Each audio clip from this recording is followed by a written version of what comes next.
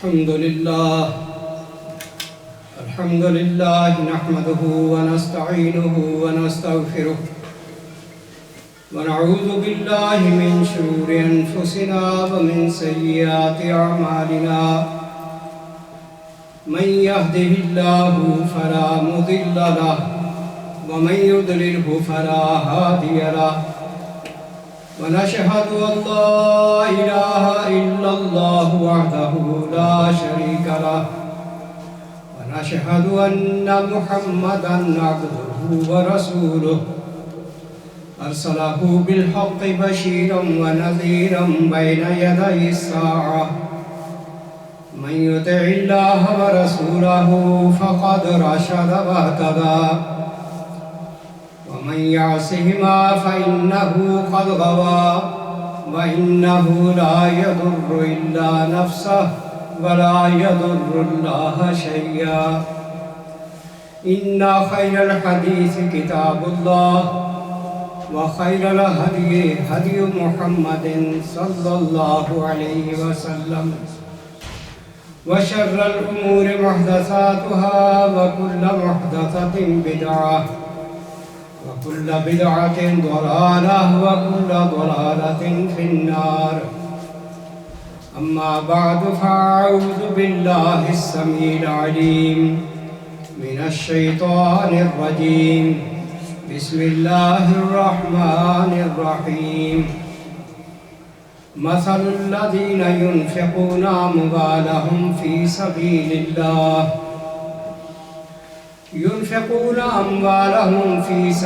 الله كمثل حبة أنبتت 7 سنابل في كل سنبلة 100 حبة والله يضاعف لمن يشاء والله واسع عليم الذين ينفقون أموالهم في سبيل الله ثم لا يتبعون ما أنفقوا منا ولا أذى لهم أجرهم عند ربهم ولا خوف عليهم ولا هم يحزنون قول معروف ومغفرة خير من صدقة يتبعها أذى والله غني حليم صدق الله العظيم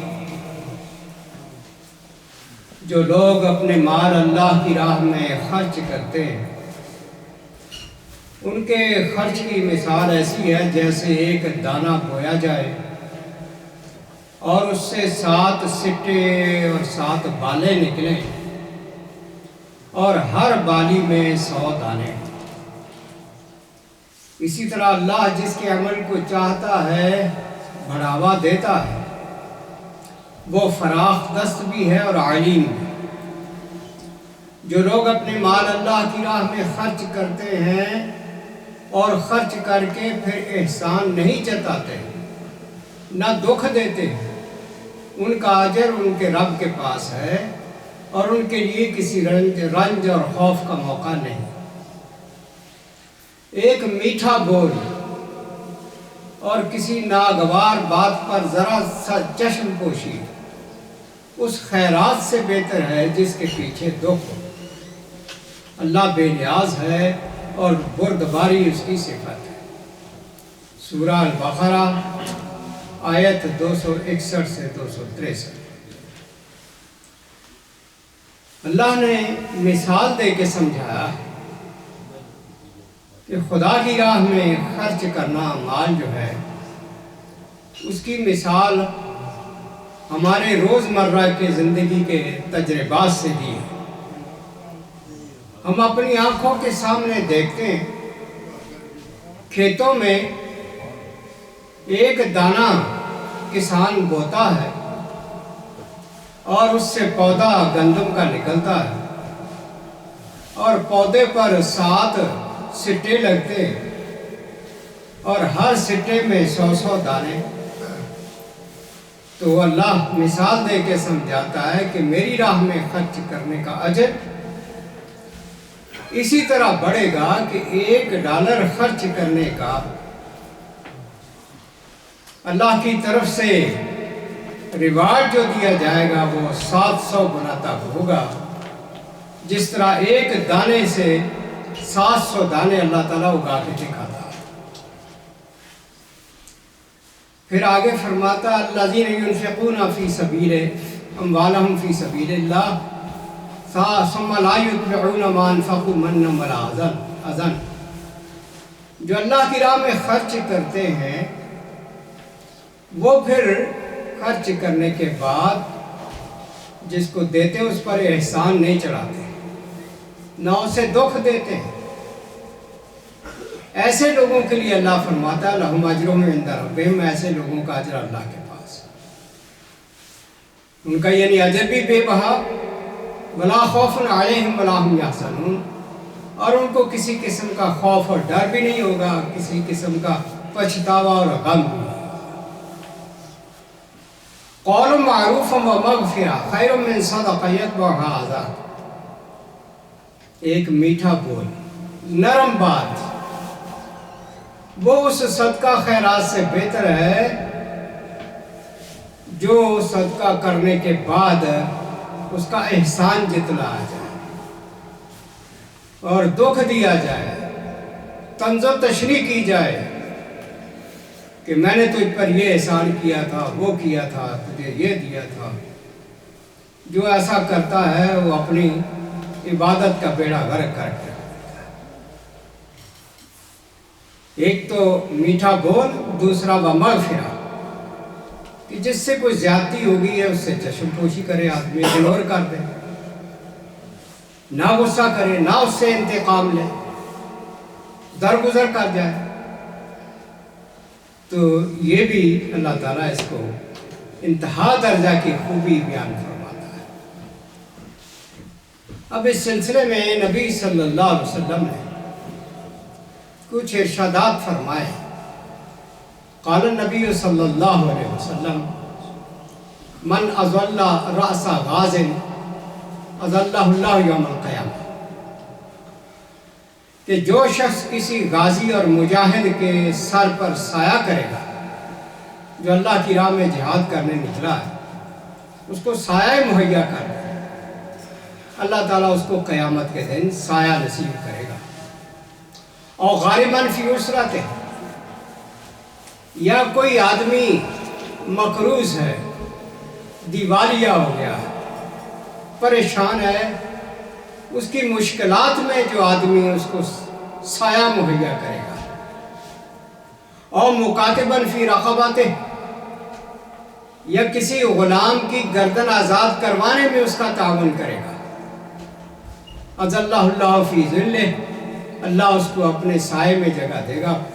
یوم لا ظل الا ظلہ، اس دن سایہ اللہ تعالیٰ اپنے عرش عظیم کا نصیب کرے گا، جس دن کے پوری زمین پر کہیں کوئی سایہ نہیں ہوگا، نہ کسی درخت کا، نہ کسی بلڈنگ اور نہ کسی دیوار کا، نہ بادلوں کا. بالکل چٹیل میدان، ساری زمین اور سورج اپنے جوبن پر ہوگا. تو ایسے ماحول کے اندر مسلمانوں کو بار بار یاد دلایا جاتا ہے کہ وہ دن قیامت کا آنے والا ہے، حساب کا دن آنے والا ہے، وہ بڑا مشکل دن ہے. اس دن اللہ کے عرش کے سوا سایہ ہی کوئی نہیں ہوگا، تو اس کی کوئی تیاری کرنا. پھر فرمایا من جہز غازیا فی سبیل اللہ، جو کسی مجاہد کو اللہ کی راہ میں تیاری کروائے گا، ساز و سامان لے کے دے گا، اسلحہ لے کے دے گا، جس چیز کی بھی جہاد میں ضرورت اس کو دے گا، فلاح مثل اجرہ، تو اس کو اجر اتنا ہی ملے گا دینے والے کو جتنا میدان جہاد میں کوئی جہاد کر رہا ہے اور اس نے اس کا تعاون کیا ہے. وَمَن بَنَا مَسْجِدًا لِلَّهِ، جو اللہ کی خاطر، اللہ کی رضا کے لیے مسجد بنائے، یُذْکَرُ فِیہ اسمُ اللہ، اور وہ مسجد ایسی ہو کہ جس میں اللہ کا ذکر کیا جاتا ہے، اس میں عبادات کی جاتی ہیں، نماز پڑھی جاتی ہے، رکوع و سجود کیے جاتے ہیں، دین کی تعلیم دی جاتی ہے، اللہ کا ذکر جو ہے وہ اس مسجد کے اندر ہوتا ہے. جو ایسی مسجد بنائے گا بن اللہ لہ بیتن فی الجنہ، اللہ تعالیٰ اس کا گھر جنت میں بنائے گا. تو جنت میں جو اللہ تعالیٰ نبی علیہ السلام نے فرمایا کہ اعلیٰ سے اعلیٰ محلات ہوں گے اور تمام سہولتیں ان کے اندر میسر ہوں گی اور کسی قسم کا تردد اور پریشانی نہیں ہوگی کہ کوئی چیز کی کمی ہے ان میں. ایسے گھر اور ایسے محلات اللہ نے اپنے بندوں کے لیے تیار کیے. تھوڑی سی ہمارے چند دوستوں کے ذہنوں میں غلط فہمی ہے کہ جی مسجد ہمارے گاؤں میں پاکستان بن رہی ہے، ہم اس کی بڑا تعاون کر رہے ہیں. میرا گلہ یہ ہے کہ نمازیں آپ اس مسجد میں پڑھتے ہیں، جمعے آپ اس مسجد میں پڑھتے ہیں، مذہبی عبادات کے لیے آپ اسی مسجد کے اندر آتے ہیں اور اسی مسجد کو ڈونیشن دینے سے گریز کرتے ہیں اور بہانہ یہ کہ پاکستان میں ہم دیتے ہیں. یہ میرا خیال عقل کے خلاف بات ہے، ذرا اس پہ غور کرنا چاہیے. اس دنیا کی حقیقت نبی صلی اللہ علیہ وسلم نے فرمایا من اصبحت الدنیا ہمہ و صدمہ، جس شخص کی دنیا اس کے لیے فکر مندی کا باعث بن جائے، حرص کا باعث بن جائے، نزع اللہ الغنا من قلبہ، اللہ تعالیٰ اس کے دل سے غنا، بے نیازی چھین لیتا ہے. اس کے دل کے اندر شود پن پیدا ہو جاتا ہے، وہ شان بے نیازی سے محروم ہو جاتا ہے. جس نے دنیا ہی کی فکر اپنے اندر رکھی ہوئی ہے. وَسَيَّرَ الْفَخْرَ بَيْنَ عَيْنَيْهِ، اور اس کی آنکھوں کے سامنے اللہ تعالیٰ فخر و فاقہ، ہر وقت اس کو یہی نظر آتا ہے بس میں مارا جاؤں گا، ادھر سے ڈر رہا ہے ادھر سے ڈر رہا ہے. وَلَمْ يَأْتِهِ مِنَ الدُّنْيَا إِلَّا مَا كُتِبَ لَهُ، دنیا تو اتنی ہی ملنی ہے جتنی اللہ تعالیٰ نے قسمت میں لکھ دی ہے، جتنا مرضی زور لگا. بیچارے مزدور سارا دن صبح سے شام تک خون پسینہ ایک کر کے اتنی محنت کرتے ہیں، شام کو ان بیچاروں کو مزدوری کیا ملتی. اور کچھ لوگ ایسے ہیں کہ جو کچھ بھی نہیں کرتے لیکن ان کی تقدیر میں اللہ تعالیٰ نے زیادہ سے زیادہ مال و دولت رکھا ہوا. وہ اپنی کسی نہ کسی اسکل کی بنیاد پر ہی دولت کما رہے ہیں. تو یہ تقدیر کے معاملے اللہ نے اپنے ہاتھ رکھے. وَمَنْ أَصْبَحَتِ الْآخِرَةَ هَمَّهُ وَصَدَمَهُ، جس شخص نے آخرت کو اپنا فکر بنا لیا، آخرت کے لیے سوچتا، نزع اللہ الفخر من قلبہ، تو اللہ تعالیٰ اس کے دل سے فقیری چھین لیتا ہے. اس کے دل میں جو محتاجی، شود پن، تنگی، بخیلی جو ہوتی ہے اللہ تعالیٰ اس کو چھین لیتا اور اس کے دل کو صاف کر دیتا ہے. وَسَيَّرَ الْغِنَا بَيْنَ عَيْنَيْهِ، اس کو اپنی آنکھوں کے سامنے دولت مندی نظر آتی ہے، فقیری نہیں نظر آتی. اور آپ دیکھ لیں دنیا کے بڑے بڑے ہمارے حکمران جو اتنا پیسہ قوموں کا خزانے کا لوٹ کے کتنے ملکوں میں جائیدادیں بنا گئے، آپ اندازہ لگا لیں. ہم سب کو پتہ ہے کہ ان کی حرص ختم ہونے کا نام ہی نہیں لے رہے. یعنی ہر وقت ان کو پریشانی یہی لاحق ہے کہ اور کیسے جو ہے مال لوٹا جائے. اربوں روپیہ ہونے کے باوجود بھی شو دے، بخیل، خدا کی راہ میں نہیں دینا، میڈیا پہ اربوں روپے دے دیں گے اپنی مشہوری کے لیے، لیکن کسی غریب مسکین یتیم کو نہیں دینا. یہ بد نصیب لوگ. اور انہی کی لائن پر چلنے والا جو شخص ہوگا جس کو صرف پیسہ سمیٹنے کی فکر ہو، یہ خوبی مومن کی نہیں بتائی گئی، یہ کافر کی بتائی گئی. قرآن میں اللہ فرماتا ہے جمع مالم وعددہ، وہ کافر جو ہے مال کو جمع کر کے رکھتا ہے، گن گن کے رکھتا ہے، سنبھال سنبھال کے رکھتا ہے. اللہ کی راہ میں دینے کا اس کو جذبہ ہی نہیں پیدا ہوتا. وَأَتَتْهُ الدُّنْيَا وَهِيَ رَاغِمَةٌ، جس شخص نے اپنا ٹارگٹ آخرت کو بنا لیا ہو، دنیا خود ذلیل ہو کے اس کے سامنے آتی ہے. قَالَ بَعْضُ الْحُكَمَاءِ مَثَلُ الدُّنْيَا وَالْآخِرَةِ، کسی حکیم و دانا کا کہنا ہے کہ دنیا اور آخرت کی مثال ایسے ہے، مَثَلُ رَجُلٍ، کہ کوئی آدمی ہے، لہو ضرتان ان ارضى احداهما اسقط الاخرى، بیویاں دو ہیں، وہ آپس میں سونکنے، آدمی ایک کو خوش کرنے کی کوشش کرتا ہے، دوسری ناراض ہو جاتی ہے، دوسری کو خوش کرنے کی کوشش کرتا ہے، پہلی ناراض ہو جاتی ہے. تو ایک کوئی آدمی راضی کر سکتا، دونوں بیک وقت راضی نہیں ہوتا، مشکل ہے. اسی طرح دنیا اور آخرت یہ ان کی مثال سونکنوں کی طرح. دنیا کو بنائیں گے، ایسے رکھنے کی کوشش کریں گے، آخرت ناراض. آخرت کو بنانے کی فکر کریں گے تو دنیا ناراض. حضرات آپ کو معلوم، میں پچھلا جمعہ نہیں پڑھا سکا تھا کیونکہ کرونا پازیٹیو میرا ٹیسٹ میں آ گیا تھا، مجھے آئسولیٹ ہونا پڑا 2 ہفتے کے لیے. اس سے پچھلے جمعے بھی 2 میں بخاری کی حالت میں نے پڑھایا تھا. 12 دن سخت بخار میں میرے گزرے، تو اللہ تعالیٰ کا خاص فضل و کرم ہوا. پرسوں میری رپورٹ جب نیگیٹو آئی تو میں کل صبح سے مسجد میں آ کے بیٹھا ہوں. یہ اللہ کا فضل و کرم. کتنے لوگ ہیں جو اس کرونا کی وجہ سے آگے گزر جاتے ہیں، کتنے ہیں جن کو اللہ تعالیٰ اپنے فضل و کرم سے بچا لیتا ہے. تو اس پر اللہ تعالیٰ کا لاکھ لاکھ شکر. پچھلے سیٹرڈے کو میرا چھوٹا بھائی فاروق 15 سال چھوٹا تھا مجھ سے، 55 سال کی عمر میں وفات پا گیا. ایک ہی بھائی تھا. اللہ تعالیٰ اس کی مغفرت فرمائے، اس کے لیے دعا فرمائے. یہ جو مسجد کی مہم ہم نے چلائی ہوئی ہے 7 والی بلڈنگ خریدنے کے لیے، تو اس کے لیے الحمدللہ کل چیک $1,00,000 کا ڈاؤن پیمنٹ کا ادا کر دیا.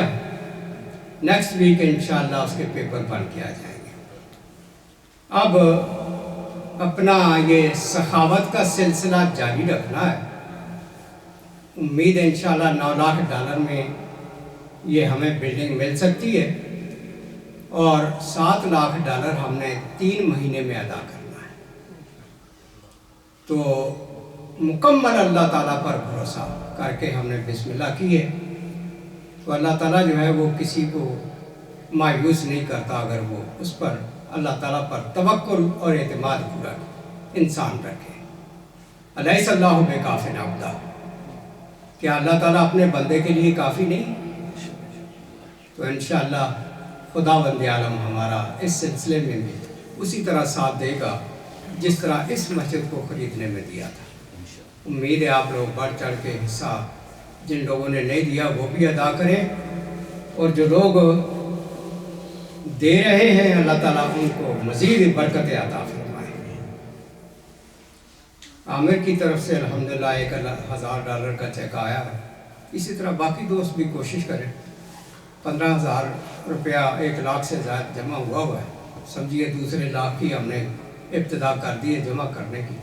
اللہ برکت دے زندگیوں میں، صحت میں، ہمارے مال و اولاد میں، اس دنیا کی بھی بھلائیاں نصیب کرے، آخرت کی بھی.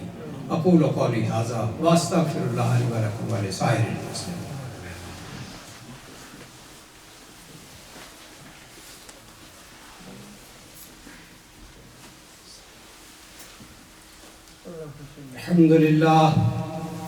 الحمدللہ رب العالمین والصلاة والسلام علی رسولہ الامین. اما بعد فیا معاشر المسلمین، اعوذ باللہ من الشیطان الرجیم. بسم اللہ الرحمن الرحیم.